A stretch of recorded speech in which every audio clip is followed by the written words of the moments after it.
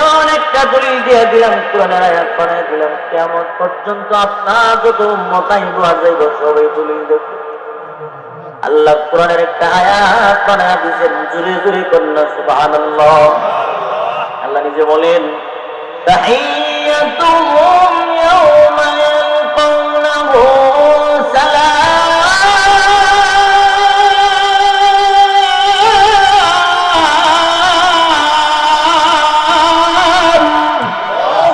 আল্লাহ বলেন, তাহিয়াতুহুম ইয়াওমা ইয়ালকাউনাহু সালাম। দুনিয়ায় আমি আল্লাহ কথা দিলাম, আপনার উম্মতের আমি আল্লাহ তাআলা সালাম দিব।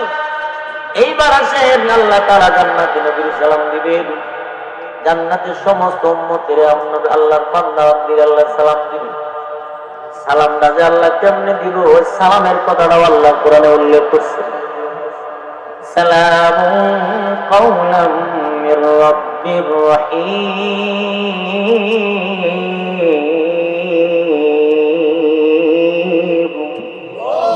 আল্লাহ তাআলা সমস্ত জান্নাতীদেরকে জান্নাতের দরজায় দাঁড়ায় ডাক দিবেন, সালাম দিবেন। এমনি সমস্ত জান্নাতীরা এমন মধুর আওয়াজটা শুনে বলবে, কিরে এমন মধুর কণ্ঠের আওয়াজ তো জীবনে কোনোদিন শুনি নাই, কে দিল এমন আওয়াজ?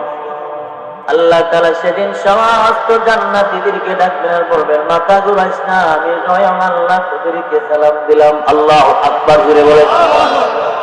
এইবার আমার নবীর আল্লাহ কথাবার্তা কমপ্লিট করে আল্লাহ বলেন, যান এবার জমিনে যান, দুনিয়াতে যান।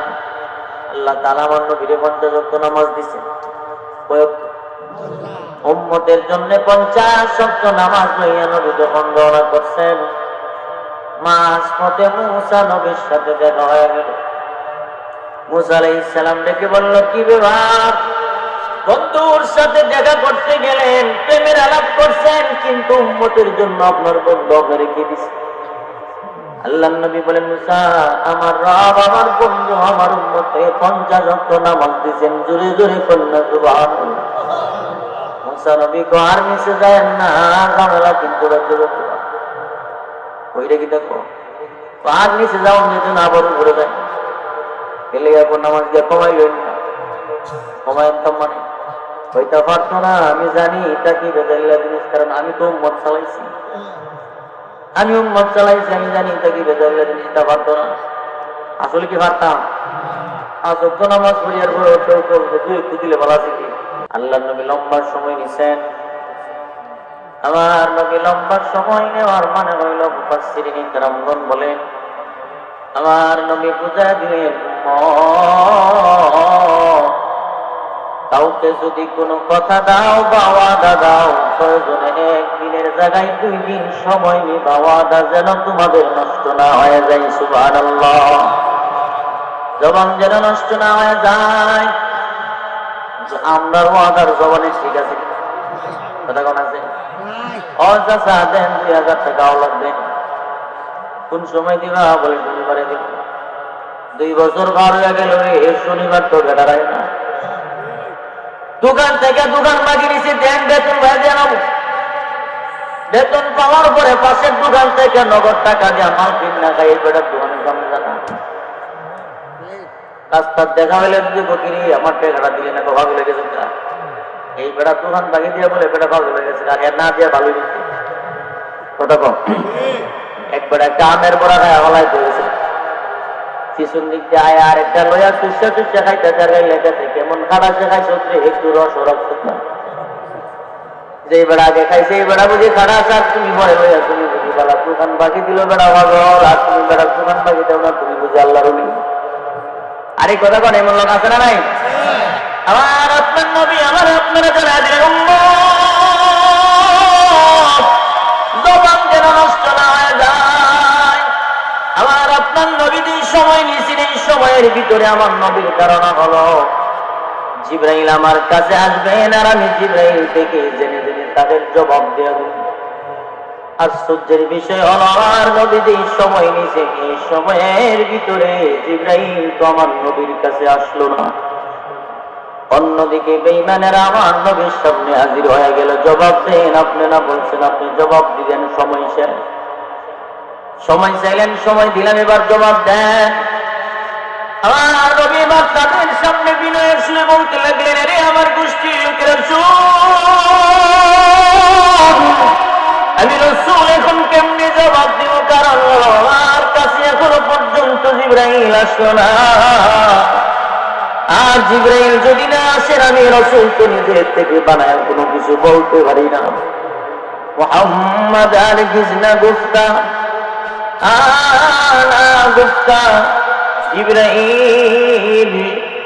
জিবরাইল হারগিজ না গুফতা, আনা গুফতা রব্বুল জলিল মা ইয়ানতিকু আনিল হাওয়া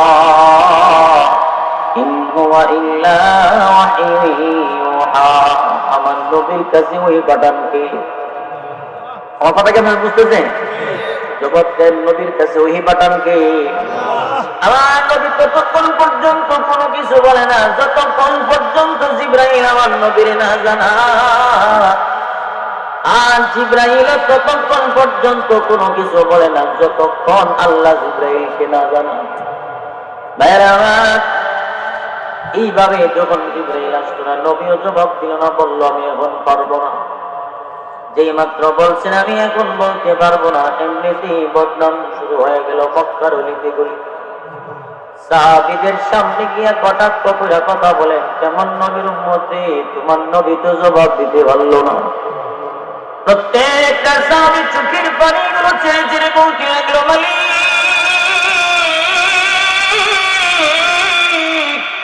আমরা জিন্দা থাকতে নবীর যখন কেউ কষ্ট দেয় আর আমরা সাহাবী হয়ে সহ্য করতে পারি না। জিবরাইল কেন আসলো না তারাও তো জানে না। সাহাবীরা পর্যন্ত কান্না শুরু করলো। অন্যদিকে দিন যায় রাত যায়, যাইতে যাইতে এক পর্যায়ে 14 থেকে 15 দিন পার হয়ে গেল, জিবরাইল নবীর কাছে এই দিন আসলো না। নবীরা 50 আম্মা নবীর কানে কানে গিয়ে বলেন, কি ব্যাপার, তোমার কাছে যে শয়তানরা আসা যাওয়া করতো, শয়তানরা বুঝি এখন আসা বন্ধ হয়ে গেছে? নাউযুবিল্লাহ জুড়ে বলেন। বেঈমানের বাচ্চা ঘুরে গিয়ে বলতে লাগলো, মুহাম্মদ ইবনে আব্দুল্লাহর ছেলে মুহাম্মদকে আল্লাহ তাআলা এখন ছেড়ে দিয়েছেন। নাউযুবিল্লাহ জুড়ে বলেন। আল্লাহ এখন নবীকে ছেড়ে দিয়েছেন, নবীর আল্লাহ বলে গেছে। এইবার যখন এমন একটা বদনাম শুরু হয়ে গেল, এই সংবাদটা যখন আমার নবীর কান পর্যন্ত চলে আসলো, রে যে বেঈমানেরা বললো আল্লাহ আমারে ছেড়ে দিয়েছেন, আল্লাহ বুঝে আমারে ভুলে গেছে। আমার নবীর মনটা দুর্বল। এক পর্যায়ে আমার নবী তখন বলতেছিলেন, মালিক একদিকে বেঈমানেরা বলতে লাগলো আপনি আমারে ভুলে গেছেন, অন্যদিকে জিবরাইল তো এখনো পর্যন্ত আসলো না। আমি রাসূল কেমনে এই সময়টা কাটায়, আমার কাছে তো আর একাকিত্ব ভালো লাগে না। কি হয়ে গেল, জিবরাইল কেন আসলো না, আমার তো আর সহ্য হয় না। ঠিক এমন সময় আল্লাহ তাআলা আমি যে সূরাটা আপনাদের সামনে তিলাওয়াত করেছি, ওই সময় আল্লাহ তাআলা জিবরাইলকে ডাক দিয়া বলতে লাগলো, জিবরাইল যারে জিবরাইল যা, আমার বন্ধুরে বেঈমানেরা কষ্ট দিতে কম দিল না। ওই সময় আল্লাহ তাআলা জিবরাইলের মাধ্যমে আমার তিলাওয়াতকৃত সূরা দুহা নবীর কাছে নাযিল করছেন। বলেন সুবহানাল্লাহ। জিবরাইল যখন নবীর কাছে হাজির হয়ে গেল, এইবার আমার নবী ডেকে বলল, জিবরাইল এই জিবরাইল এতদিন পর্যন্ত তুমি আমার থেকে দূরে রইলা, কেন আসলা না? কি হইল তোমার? জিবরাইল আলাইহিস সালাতু ওয়াস সালাম বললেন, আল্লাহর হাবিব আমার তো মনটা চায় প্রতিনিয়ত আপনার কাছে আসা যাওয়া করি, কিন্তু আমি কেমন করে আসি? আমিও তো এক মালিকের হুকুমের গোলাম। আমার মালিক যদি আমারে অনুমতি না দেন আমি তো আসতে পারি না। কেন তুমি আসতে পারলা না, অনুমতি দিল না কেন? আল্লাহ কি আমার ভুলে গেলেন? বলে না গো নবী না, আল্লাহ তাআলা এতদিন পর্যন্ত আমারে না আসতে দেওয়া এই বিষয়ে কিন্তু আপনারে ভুলেন নাই, বরঞ্চ আল্লাহ তাআলা আপনাকে এবং আপনার তামাম সমস্ত উম্মতের সবক শিক্ষা দিয়েছেন। জোরে জোরে কন্যা সুবহানাল্লাহ। কি সবক দিলেন? এইবার জিবরাইল নিজে কোরআনের আয়াত তিলাওয়াত করে শোনান। ولا تقولن لشيء إني فاعل ذلك غدا إلا أن يشاء الله জিবরাইল আলাইহিস সালাম নবীর আয়াত শুনে আগে নবীজি বেঈমানের গোষ্ঠী যখন আপনারে প্রশ্ন করছিলেন আর আপনি বলছিলেন জবাব দিবেন আগামীকাল, কিন্তু এইখানে আপনি নবী একটা কথা বলেন নাই, আপনি নবী ইনশাআল্লাহ বলেন নাই। জোরে জোরে কন্যা সুবহানাল্লাহ। নবীজি আল্লাহ আয়াত নাযিল করে জানায় দিয়েছেন, বন্ধু ভবিষ্যতে কোনো কিছু করতে গেলে বা বলতে গেলে ইনশাআল্লাহ ছাড়া বলা যাবে না। এই কারণে আল্লাহ তাআলা আমার আয়াত দিয়া পাঠাইছেন, সামনে যে আপনি বলছেন জবাব দিবেন ইনশাআল্লাহ, যে বলেন না আল্লাহ ইনশাআল্লাহ সবক দিয়া तमाम দুনিয়ার সমস্ত মানুষকে সবক দিলেন। সুবহানাল্লাহ। তার মানে সামনে যা করব বলবো ইনশাআল্লাহ। অসুবিধা দিতে পারবে না। আগামীকাল দোকানে যাব, আগামীকাল বাজারে যাব, অর্থাৎ সামনে যা করব প্রত্যেকটা কাজ করার সময় বলবো ইনশাআল্লাহ। কিন্তু আমরা তো এরকম স্বভাব নাই, আমরা মনে করি গায়ে জুড়ে করিলাম, উঠে হাত জুড়ে করিলাম, কথা বল নাকি গোষ্ঠীর জুড়ে করিলাম, সব কিছু টাকা দিয়ে হয় না, করাই কে? আরো জুড়ে বলেন কে? পকেটের টাকা থাকলে বাজারের মাল কেনা যায় না যদি আল্লাহর রহমত না। চাচাই জিজ্ঞেস করে বাতিজা কই যা, বলে বাজারে যাই কুরবানি গরু কিনতাম। আরে কুরবানি গরু কিনবে তো ভালো কথা, ইনশাআল্লাহ ওই ইনশাআল্লাহ কইতাম কি তার লাগে পকেটে আছে আর বাজারে গরু আছে, কোনো অসুবিধা আছে? কোনো অসুবিধা নাই। যা যেই মাত্র বাজারে ঢুকছেন সুরা বেটা সোনালি ভেঙে বেটা দেখতে লেগেছে, পকেট কেটে নিছে। এখন গরু কিনা কমপ্লিট, গরুর দাম দিব, পকেটে হাত দিছে। এবার পকেটে হাত দিয়ে সব বন্ধ করে ফকিরি এমন লম্বা পকেট কোন ডিলারে বানাবি? হাত তো দিলাম বাক্সে ওই গিরিজ হাত দিয়ে গেছে একবার লাউরানা দিব। এখন বেড়া মনে মনে কই বুঝছি রে ডুলার তো নাই, কান্দে আর কই ইনশাআল্লাহ এখন গরু কিনুন যাই কোনো জোরে দিছে না। ওই আবার বিকাল বেলা চাচার লগে টাকা কিনে গরু আনছিস নি, কান্দে আর কই চাচা ইনশাআল্লাহ আর টাকা তো জোরে নিছে না। কেমনি নিল রে? কই ইনশাআল্লাহ ভোগ করতে নিছে। চাচা কখন দিত তুলে লিখছ, আগে দিয়ে তুলে না। এইবার বলেন প্রত্যেকটা কাজের শুরুতে ইনশাআল্লাহ বলা দরকার আছে না নাই? কাজের শুরুতে যখন রবের নাম নিয়ে করবেন বলেন তো কাজটা সহজ করে দিবেন কে? কাজটা কমপ্লিট হইলে পরে আলহামদুলিল্লাহ বললে কাজটা দীর্ঘস্থায়ী আল্লাহ বানায় দিবেন। এইবার আমার নবীকে বললেন জিবরাইল, মক্কার বেঈমানেরা যে বলতে লাগলো আল্লাহ আমারে বইলা গেছেন, এই ব্যাপারে বক্তব্য কি বলো? মক্কার বেঈমানদের কষ্টের কারণে আমি রাসূল সহ্য করতে পারি না, আমার প্রত্যেকটা সাহাবী পর্যন্ত মনটা দুর্বল করে বসে আছে। এইবার আল্লাহর নবী জিবরাইল জানায় দিলেন, নবী গো আল্লাহ তাআলা আপনারে বলে নাই, বলতে পারে নাই, এই কথাটা জানানোর জন্যই তো আল্লাহ আমার দিয়া সূরা দুহা কমপ্লিট পাঠাইছেন। জোরে জোরে কন্যা সুবহানাল্লাহ। জিবরাইল আলাইহিস সালাম বললেন, আল্লাহর হাবিব আল্লাহ তাআলা আমার দিয়া আয়াত পাঠিয়ে দিয়েছেন, নেন ওয়াদ-দুহা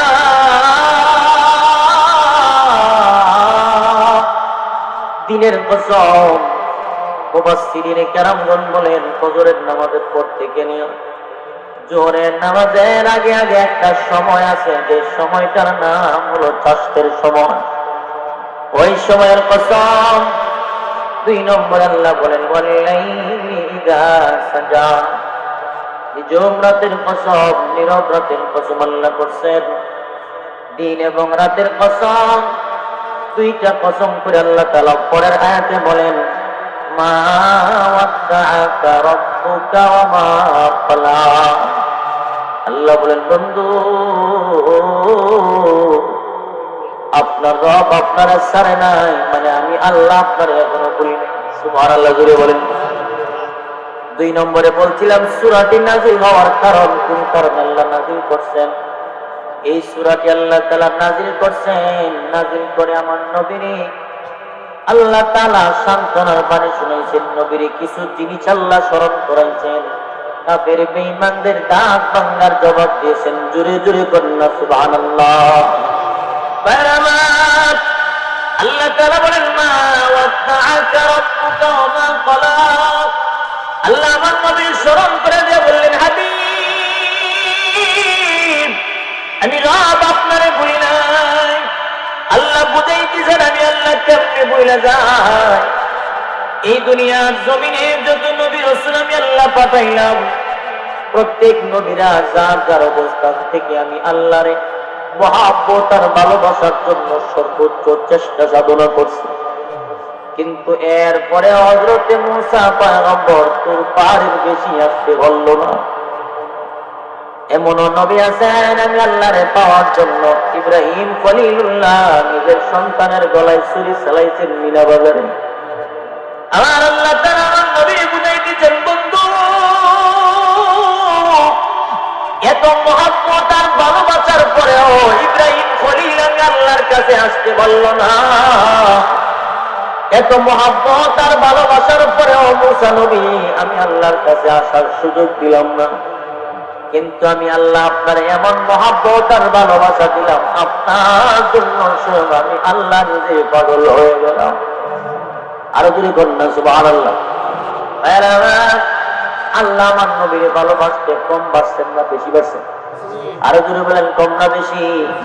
আল্লাহ দেখেন কেমনি মহব্বত করছেন। আল্লাহ বলেন সুবহানাল্লাযী আসরা বিআবদিহি লাইলাম মিনাল মাসজিদিল হারাম ইলাল মাসজিদিল আকসাল্লাযী বারাকনা হাওলাহু লিনুরিয়াহু মিন আয়াতিনা ইন্নাহু হুয়াস সামিউল বাসীর। আল্লাহ তাআলা বলেন ও বন্ধু আমি আল্লাহ তো আপনার মেরাজ করাইছি মসজিদে হারাম থেকে মসজিদে আকসা পর্যন্ত। জোরে করুন আল্লাহু আকবার। আল্লাহ আমার নবী বুঝাইলেন বন্ধু দুনিয়ার জমিনে যত নবী রাসূল পাঠাইলাম কোন নবীরে তো আমি আল্লাহর কাছে আসার মতো সুযোগ দিলাম না। কিন্তু আমি আল্লাহ তো আপনার এত ভালোবাসলাম এত মহব্বত করলাম আপনার প্রেমে পাগল হয়ে সাত আসমান বাড়ি দিয়ে তো আমি আল্লাহ আমার কাছে আছি। আমার নবীর আল্লাহ নিছেন কেমনে নিছেন? কত স্পেশাল ভাবে আল্লাহ নিছেন। জিবরাইল আলাইহিস সালাতু ওয়াস সালাম যখন আমার নবীর লইয়া সিদরাতুল মুনতাহায় হাজির হয়ে গেল এমন সময় জিবরাইল বললেন নবী গো আমি জিবরাইল আর একটা কদম সামনে যাইতে পারবো না।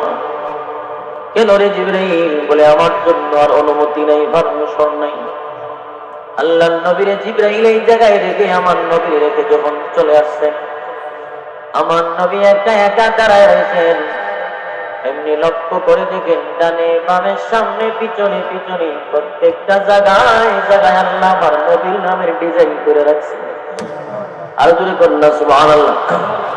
আমার নবী অবস্থাটা দেখার পরে আনন্দের সুখে আমার নবী কান্না দিছেন। অনেক সময় কান্না হয় দুই রকম, কান্না একটা হয় দুঃখের কান্না আর একটা হয় সুখের কান্না। দেখবেন কত মানুষ আছে নিজের ঘরে মালামালের কোনো অভাব নাই, দামি দামি খাট পালঙ্কে বান্দা ঘুমায় তারপরে কান্দার বলে মালিক রে আজকে আমার ঘরে কোনো কিছুর অভাব নাই, টাকা পয়সার অভাব নাই, কিন্তু আমার মা অসুস্থ থাকার সময় 1 কেজি মালটা কিনা খাওয়াইতে পারলাম না।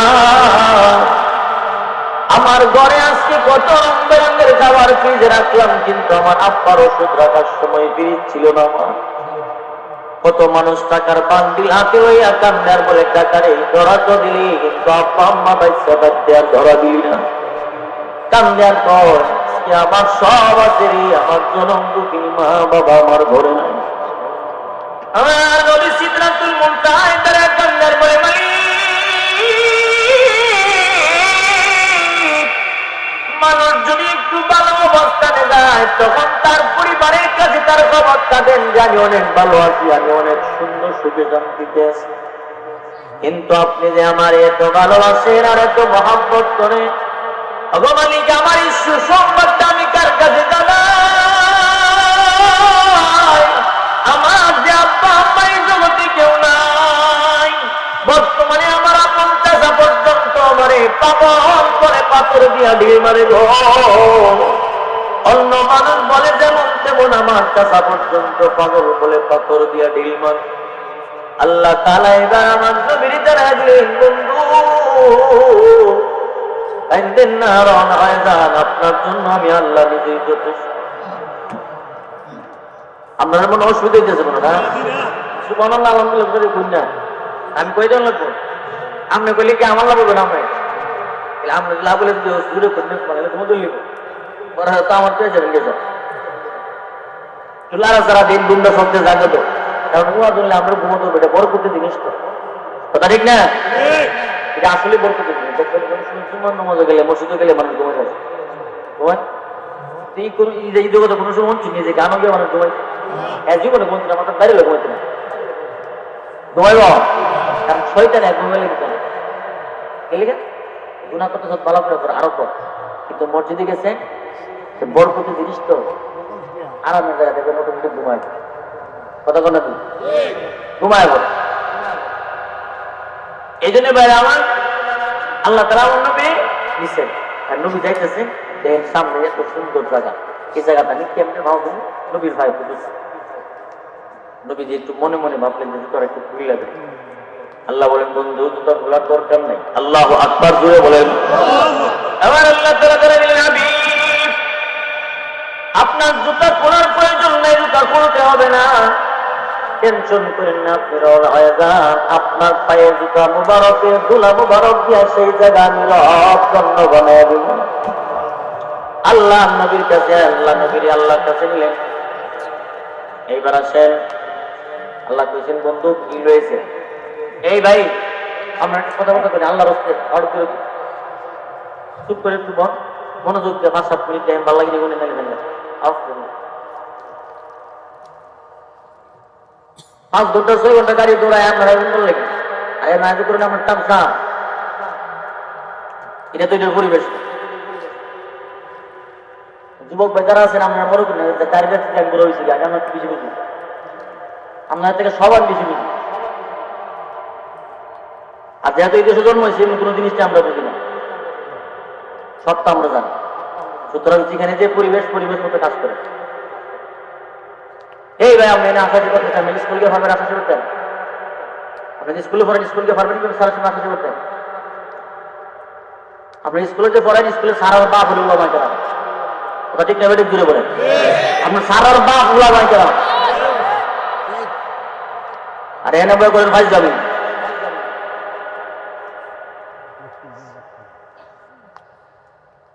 একটা হরফ পড়লে 10টা করে নেয় কোরআন শরীফ, একটা হরফ পড়লে 10টা করে নেয়। প্রিন্সিপালের আলমারি ভরা কিতাব পড়লে কোরআনের কাছে আছে কোন মানে? এরা সামনে বই কেমনি বই তেমন লাগে, ভাই আমি তো করেন না, দেখি তো আমরা দূরে কথা বলে না জানি, স্যারের মনে কষ্ট থাকে। আর আলেমদের সামনে বই করেন ভাই যাবি না,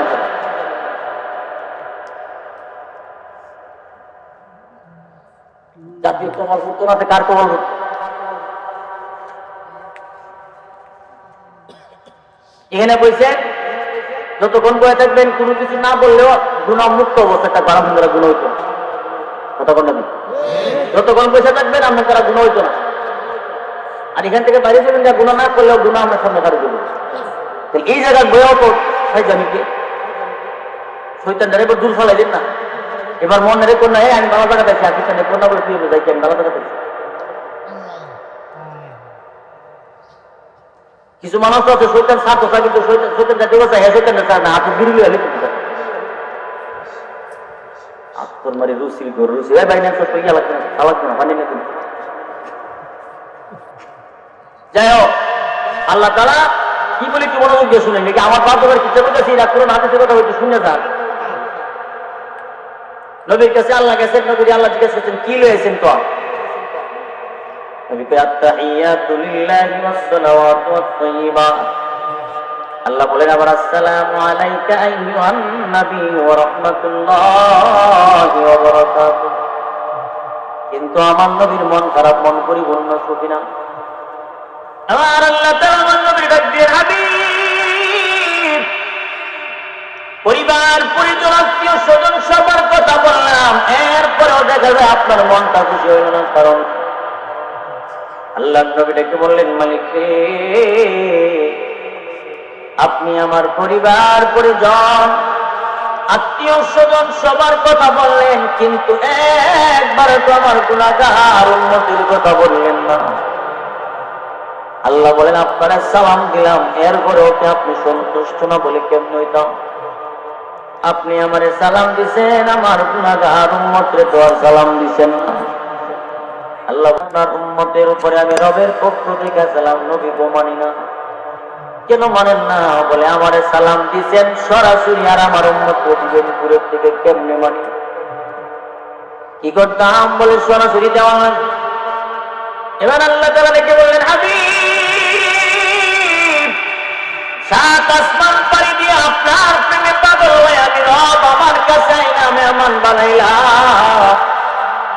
আপনার সাথে আমার প্রেমের আলাপ করলাম, গোপন কিছু আলোচনা করলাম। আপনার প্রতি আমি আল্লাহ নিজেই দুর্বল। ইন্নাল্লাহা ওয়া মালাইকাতাহু ইউসাল্লুনা আলান নবী ইয়া আইয়ুহাল্লাযীনা আমানু সাল্লু আলাইহি ওয়া সাল্লিমু তাসলিমা। এই দুনিয়ার জমিনের কোন মানুষ যদি আমার নবীর উপরে দরুদ না পড়ে, নবীর কোনো অসুবিধা নাই। কারণ আল্লাহ তাআলা স্বয়ং নিজে আল্লাহ নবীর উপরে আল্লাহ ফেরেশতা লইয়া দরুদ আর সালাম পাঠ করে।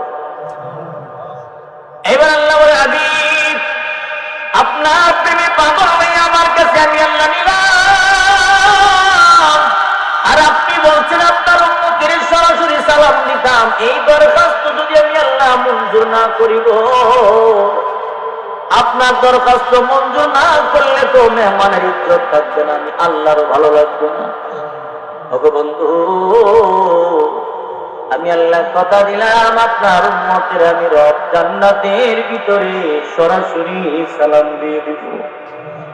আরো জোরে বন্ধু, আর এবার নবী কয়েকটা দলিল দেন।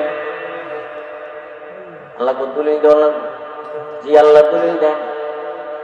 এবার ইসলামেও আছে, কোন কাজ করতে গেলে আপনার সাক্ষী লাগান, সাক্ষী দরকার, সাক্ষী দরকার আছে, ইসলামেও আছে।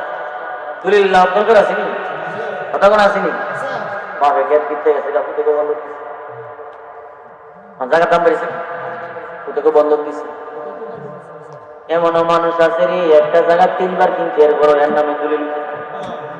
কেমন হইব? কত ঘুষখোর দলিল এখন আছে, ঘুষ খায় একবারের জন্য আরেকবার লিখতে পারে। এবার আল্লাহ বলেন, বন্ধু দলিল চাইতেছেন, নেন, আমি আল্লাহ তাআলা এমন একটা দলিল দিয়া দেব, এমন একটা দলিল দিয়া দিলাম, কোরআনের আয়াত বানায় দিলাম, কিয়ামত পর্যন্ত আপনার যত উম্মত আইব আর যাইব সবাই দলিল দেখবে। আল্লাহ কোরআনের একটা আয়াত বানায় দিয়েছেন, জোরে জোরে কন্যা সুবহানাল্লাহ। আল্লাহ নিজে বলেন, তাহিয়াতুহুম ইয়াওমা ইয়ালকাউনাহু সালাম।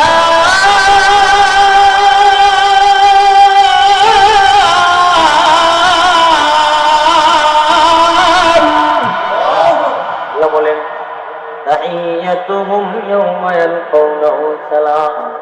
বন্ধু নেন, আমি আল্লাহ কথা দিলাম, আপনার উম্মতের আমি আল্লাহ তাআলা সালাম দিব। এইবার আসেন, আল্লাহ তাআলা জান্নাতে নবীর সালাম দিবেন, জান্নাতের সমস্ত উম্মতের আল্লাহর বান্দা বান্দির আল্লাহ সালাম দিবেন। সালামটা যে আল্লাহ কেমনে দিব, ওই সালামের কথাটাও আল্লাহ কোরআনে উল্লেখ করছে। সালামুন কাওলাম মির রাব্বির রহিম।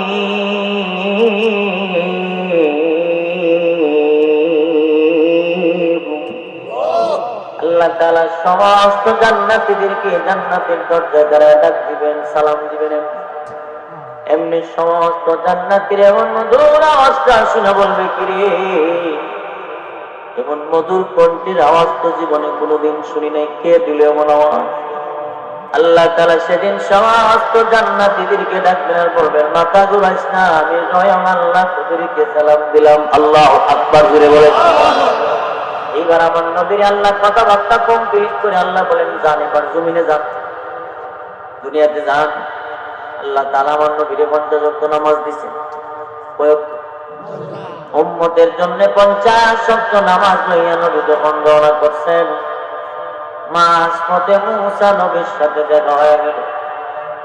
মুসা আলাইহিস সালাম ডেকে বলল, কি ব্যাপার, বন্ধুর সাথে দেখা করতে গেলেন, প্রেমের আলাপ করছেন, কিন্তু উম্মতের জন্য আপনার বন্ধু আপনার কি দিছে? আল্লাহর নবী বলেন, মুসা, আমার রব আমার বন্ধু আমার উম্মতকে 50 ওয়াক্ত নামাজ দিয়েছেন। জোরে জোরে কন্যা সুবহানাল্লাহ। মুসা নবী কো, আর নিচে যায় না, ঝামেলা কিন্তু রাখতে করতে পারে ওইটা কি দেখো, আর নিচে যাও, নিচে না আবার ঘুরে যায় গেলে এখন নামাজ দিয়ে কমাইলেন না, কমাইতাম মানে হইতে পারতো না। আমি জানি এটা কি বেজাল্লা জিনিস, কারণ আমি তো উম্মত চালাইছি, আমি উম্মত চালাইছি, আমি জানি এটা কি বেজাল্লা জিনিসটা পারতো না। আসলে কি পারতাম?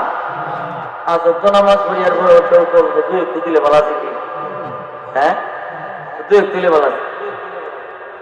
এখানে আরেকটা প্রশ্ন হলো, হুজুর আমরা যে 50 ওয়াক্ত 5 ওয়াক্ত পারতাম না, এটা তো আল্লাহ 50 ওয়াক্ত যে আমরা পারতাম না, আল্লাহ তো আগেও জানেন, নাকি জানে না?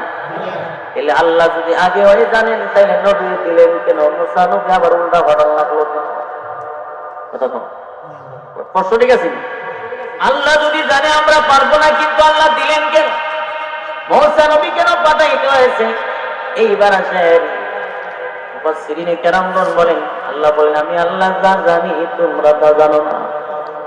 আল্লাহ তাআলা আমার নবী 50 ওয়াক্ত নামাজ দিয়েছেন।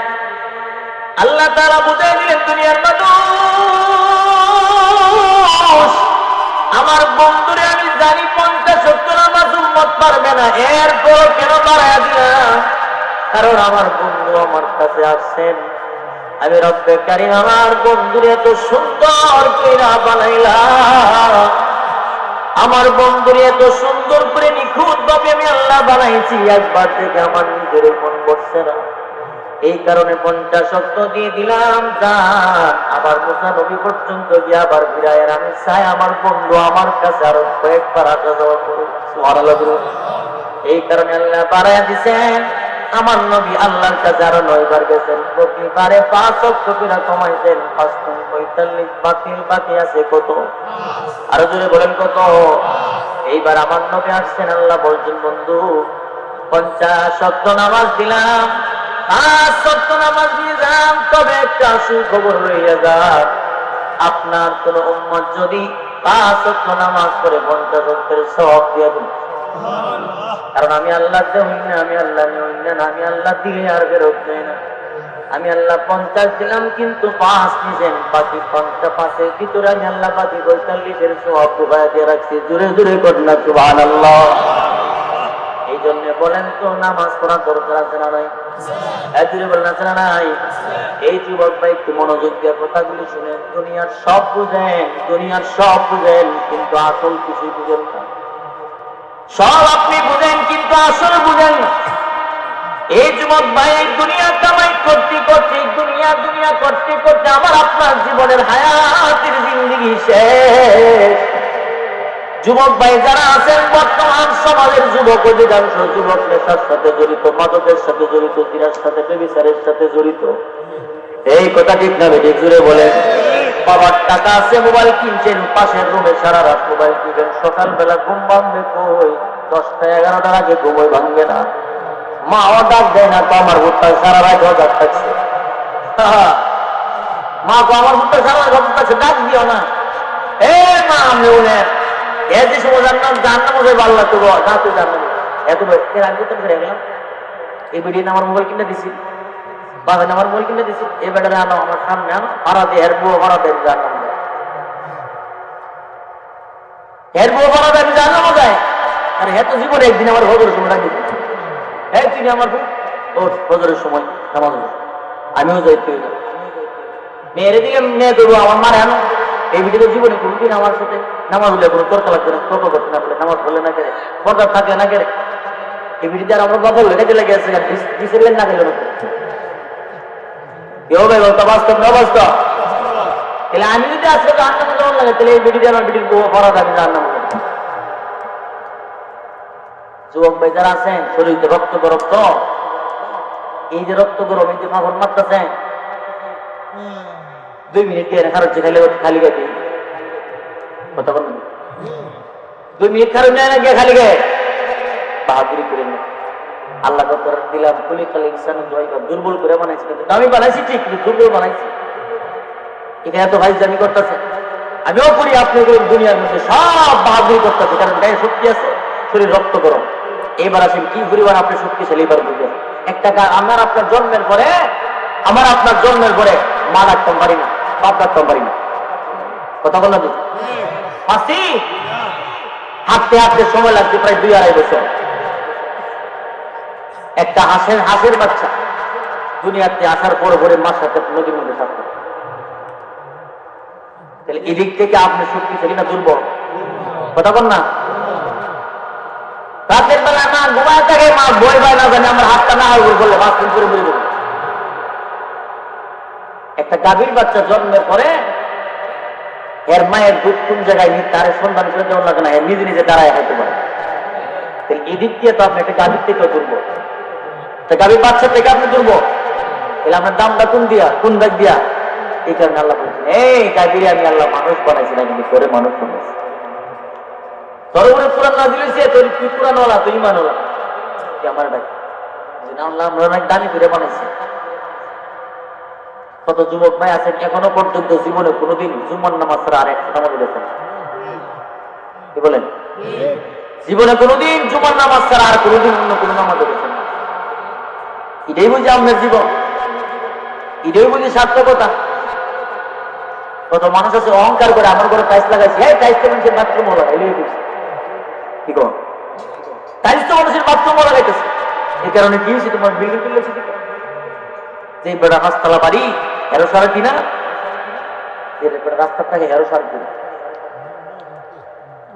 অহংকারী করে তো বিল্ডিং বানাইছেন 5 তলার থেকে আজান দিলে তো নিচতলা তাই নামাজ পড়েন 2 তলা 3 তলা বাড়ি বানাইছেন হাওর বড় জমি কিনছে আজান হইলেও আপনি হাওরের খেতে নিয়ে ব্যস্ত মুনিমারের দম খাইতেছেন এই বেটা তাড়াতাড়ি কাজ কর এই যে জমাইছেন তেল লিগা এতে মানুষে আমার ছেলে মেয়ে অমুকের বাপ এর বাপ জমিদার আছে ছেলে মেয়েদেরও সুখ থাকতে পারে এই কারণে না এবার চিন্তা করেন অসুস্থ হয়েছে পপুলারে ভর্তি করছেন টাকা ছেলে যদি 3 জন থাকে এক ছেলে গিয়ে 5 দিন থাকলে পরে ছেলে ফোন দিয়ে বলবো রে আমি 5 দিন থাকছি এবার তুই আর 5 দিন থাকলে আমার ভালো লাগে না হসপিটাল কথা বল না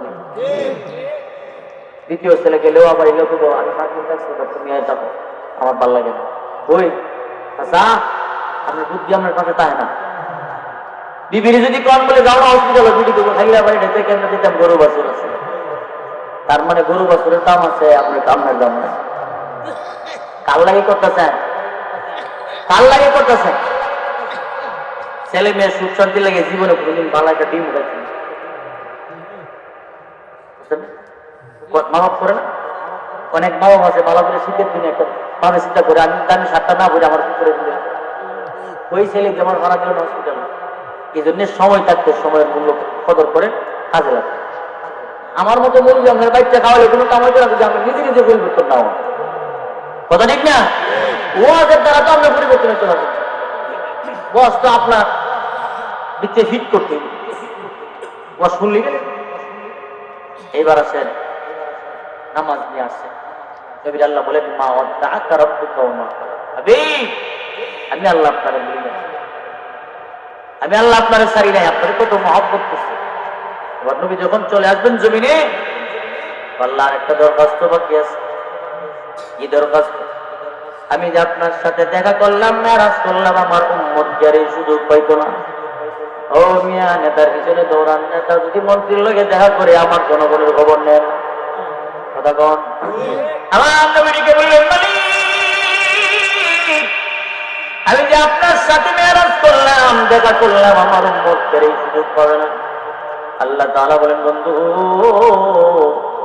আপনারে মেরাজ করাইলাম 7 আসমান পাড়ি দিয়া সিদরাতুল মুনতাহা পাড়ি দিয়া কিন্তু আপনার উম্মতের বেলায় এমন হবে, এত দূর আসতে হবে না। দৈনিক 5 ওয়াক্ত নামাজ পড়লে আমি রব জমিনে গিয়া 5 বার মেরাজ করব। সুবহানাল্লাহ। ওয়ালাল আখিরাতু খায়রুল লাকা মিনাল উলা। বন্ধু, ইহকাল থেকে পরকাল আপনার জন্য অনেক উত্তম। ওয়ালা সাওফা ইউতিকা রাব্বুকা ফাতারদা। অচিরেই আমি আল্লাহ তাআলা আপনার এমন কিছু নিয়ামত দেব যা দ্বারা আপনি সন্তুষ্ট হয়ে যাবেন। আলম ইয়াজিদকা ইয়াতীমান ফাআওয়া। হাবিব, আল্লাহ নবী একটার পর একটা বিষয় স্মরণ করে বললেন, হাবিব, আমি কেমনে আপনারে বইলা যায়, আমি না আপনারে দুনিয়াতে এতিম পেয়েছিলাম গো। কিন্তু যদিও আপনি এতিম ছিলেন, আমি আল্লাহ কিন্তু আপনারে আশ্রয় প্রদান করেছি। আমি আল্লাহ নিজে জিম্মাদারি নিয়েছি, আপনার আমি ইজ্জতের জিন্দেগি দান করলাম।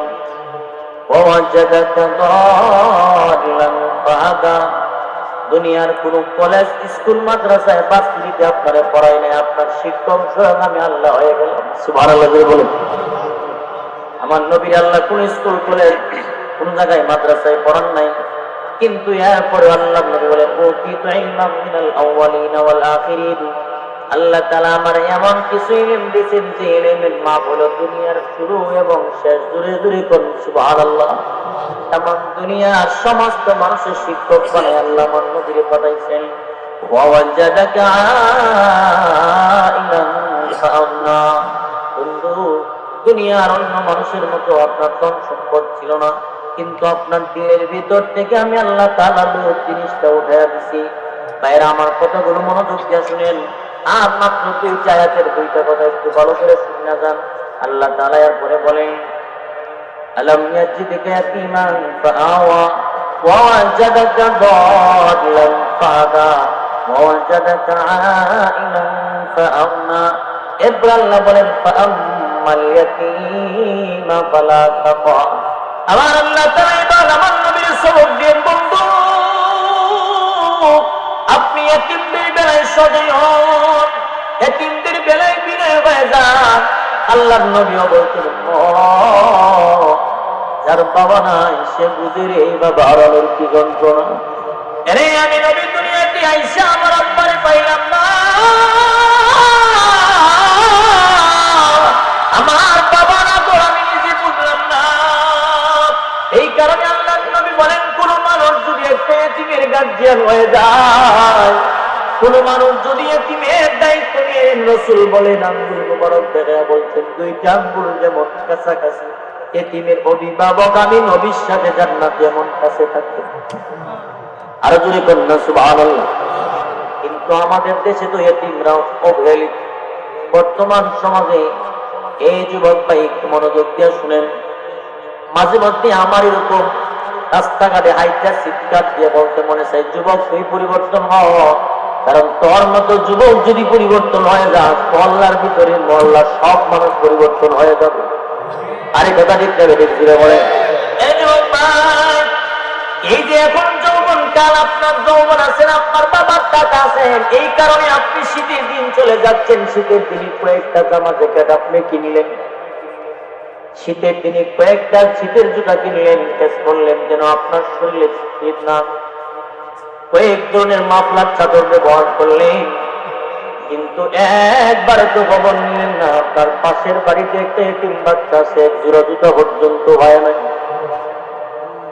এই যে শীতের দিন আসছেন, র্যাকেট খেলা গেলেন, ব্যাডমিন্টন, একটা ব্যাট কিনবেন, ব্যাটের দাম 3 থেকে 4,000 টাকা। আপনি খেয়াল করবেন যে মাঠে আপনি খেলাধুলা করেন, খেলতে খেলতে আপনার শরীরে ঘাম উঠছেন, জামা খুলছেন, যাওয়ার সময় 7টা খুলে নিয়ত করছেন বাড়ি থেকে গোসল করবেন, কারণ ভাইমা গেছে।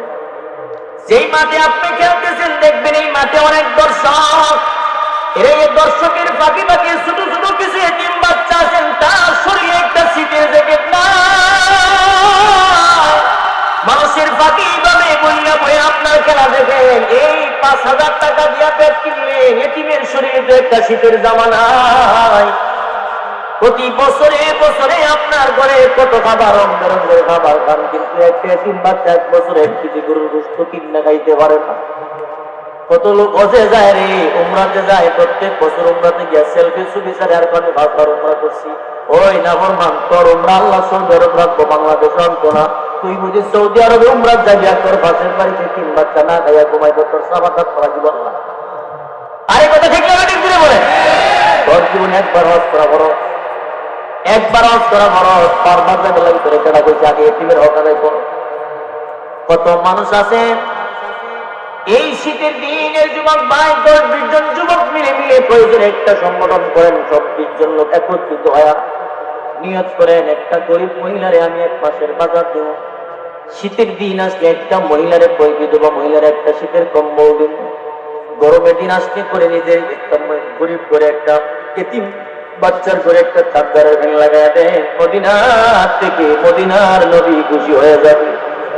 ইতা কাম তো আমরা দাঁড়াওয়া না, ওই পশ্চিম পাড়ার খালাসার মাদারও বেরিয়েছি, আমরা আরো মহিলা। আরে কথা বল না, আগাম দোকানে তো প্রতিযোগিতা চলে খুব ভালো।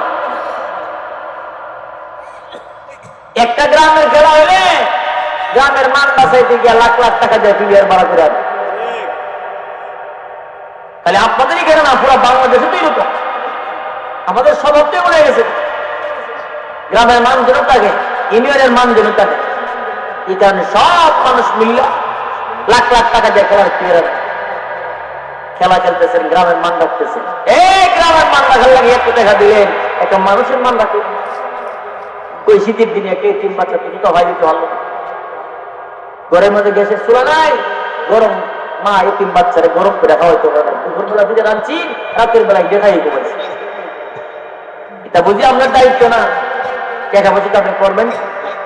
যে সাবান দাম হলে কিন্তু মরণের পরে সর্বোচ্চ 30 টাকা বেশি না, বড় তো বিদেশের 150 টাকা ব্যবসা না। কথা বলো, আরে বাস্তব ডিগ্রি তো বিদেশের 200 টাকা দিয়ে ব্যবসা মাফি নিয়েছে। ওই দিন একটা সাবান আনছিলাম, দাম 300 টাকা বলে করে করে নিয়েও কিনলাম, মরণ শুনতে থাকতাম না দিলাম। এই যে তো মহাপত করি, কিন্তু এরপরেও দেখবেন সবার বেলা এরকম হয়। আপনি যাওয়ার সময় যদি গন্ডল কোনো কিছু করে দিলে, যদি গন্ডলে আনছি মন নাই, এই দিন আর আপনার বার্তা ঠিক মতো দিত না। কথা বলা মন নাই যে লইয়া খাইলাম, লইয়া খাইলাম। আরে বাদ দাও না, এরপরেও যদি দে সামুসার কট্টার বাড়ি যাওয়া যদি বুঝাবো ভাই সাপ করে মনটা যেতে সাদা খাইল আনলে না করে। কথা বাস্তব না, বাস্তব না। এই দামি জিনিস শুনেছে বলছেন 30 টাকা সাবান আনছে, কুসুল যে করাইছেন, এক্সট্রা যে সাবানটা ছিল, সাবানটা আমার বউরে, আমার বাপরে, আমার মায়ের দিলে আর জীবনে ব্যবহার করতে। তখন করবো বহুতের সাবান না, মা বহুতের নাকি লাশের সাবান। পরিবর্তন হয়ে যায়। পাশের বাড়িতে 3 মিসকিন আছে, সবসময় 3 বাচ্চাদেরকে মহব্বত করে। এই যুবক ভাইরা, বছরে বছরে যুবকরা কিছু টাকা উঠে 3 বাচ্চার পরিবারের 1 মাসের বাজার দিয়ে দেন। জীবনটারে মানব সেবায় কাজে লাগাবেন। সব থেকে যত সেবা আছে, সব থেকে বড় সেবার নাম হলো মানব সেবা। আল্লাহ বলেন, আম্মা সাইলা ফালা তানহা, ভিক্ষুক আসলে ফিরে দিয়ে আমরা কই মাফ করো, তুই রইলে আমরা কই মাফ করো। এ যদি কোনো মাফ করতাম না, কম তো খাইতে বলে তখন ফকির হইলে ফকির আসতে বেটার দমক দেয়, এই বেটা ব্যবস্থা খাইতে বসছি। আপনি তার দমক না দিয়ে বলার দরকার আছে, ভাই যা আছে তা দিয়ে আমার সাথে একসাথে না খাই দাও।